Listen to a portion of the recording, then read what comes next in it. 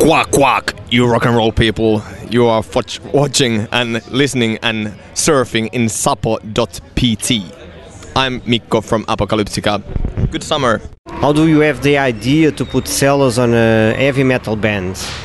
I think it was just the idea that guys played cellos as a classical musicians, and they were also into heavy metal, like as persons, and so their instrument was cello. They liked heavy metal, so they started to play the cello, and there was nothing more into it. They never planned on the first stage to develop a band out of it, just to play for fun.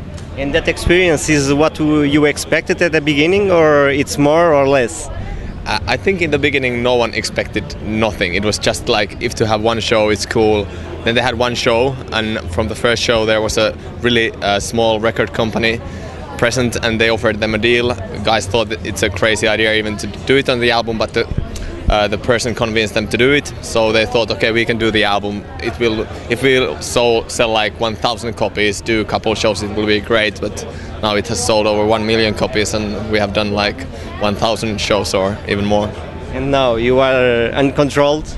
Yeah, now it's like a sort of a situation where no one knows where this train will lead. So we are in a moving train and seeing where to stop, or does this ever stop. So you have a new work with many guests. Who are the singers who participate in this work with you?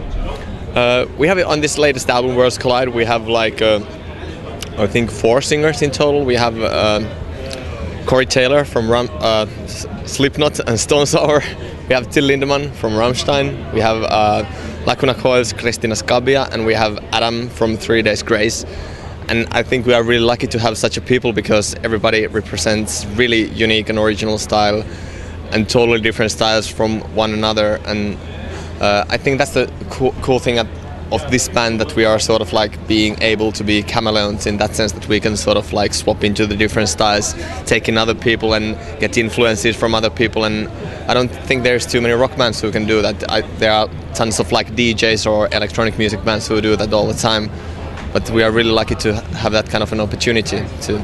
Because you normally don't sing; it's only instrumental. Yeah, and like on live shows, it's still instrumental band, and I think it's cool. We have both sides. That on album you can hear the vocal versions, and on live shows we do a different kind of versions, different kind of approach of the songs. And in here at Rock in Rio, what you present? Any surprise?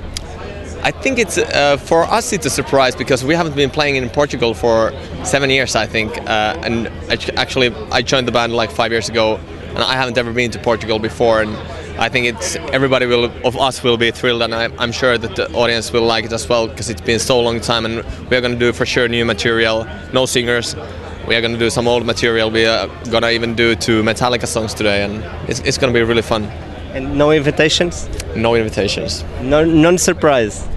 It wouldn't be a surprise if I would say so, but no, unfortunately, no surprises.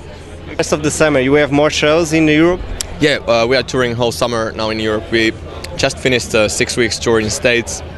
Now we are back in Europe for 3 months.